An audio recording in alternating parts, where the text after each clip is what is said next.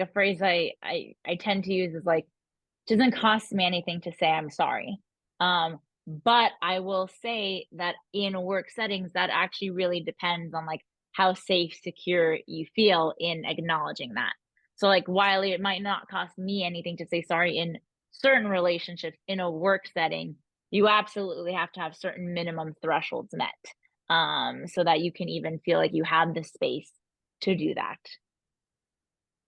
Well, and to say you're sorry and for the sorry to have to have like a meaning that is appropriate to that situation. And what I mean by that is that a lot of people, but women in particular, are raised saying they're sorry for everything.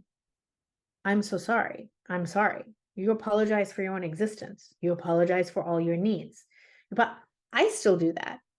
I used to just do something and be like, "Oh, I'm so sorry." And then it's just like, "What am I so sorry for? I'm so sorry for needing to pass by you. I'm so sorry for saying excuse me. I'm so sorry." You know what I mean?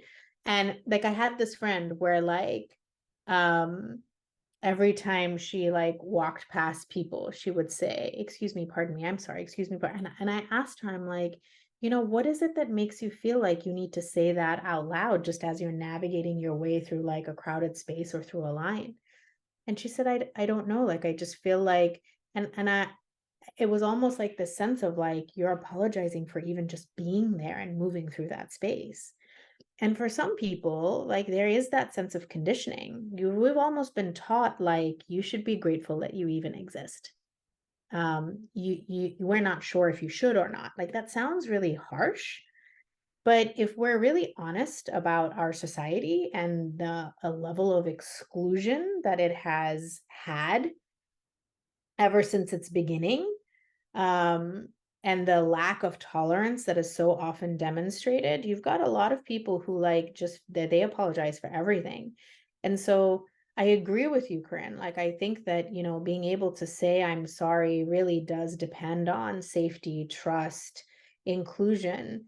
Um, and that's also true for people who find themselves over apologizing in order to feel like they earn their safety that way. Does that make sense?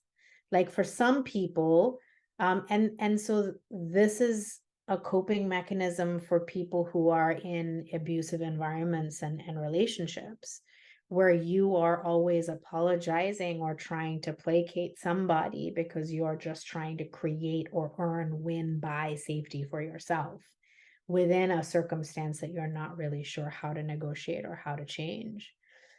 And so it really is so complex because I'm sorry should be something that is really only said in a moment, right? Where it has its full meaning. And then it should really be honored. I know plenty of men who were raised never to say sorry. Can't say sorry.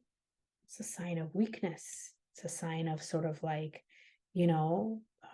defeat or retreat or surrender or whatever it might be. And I just sort of thought, there are these entire sort of like patterns of behavior and belief systems that have been instilled in us about like, what it means to sort of stand your ground.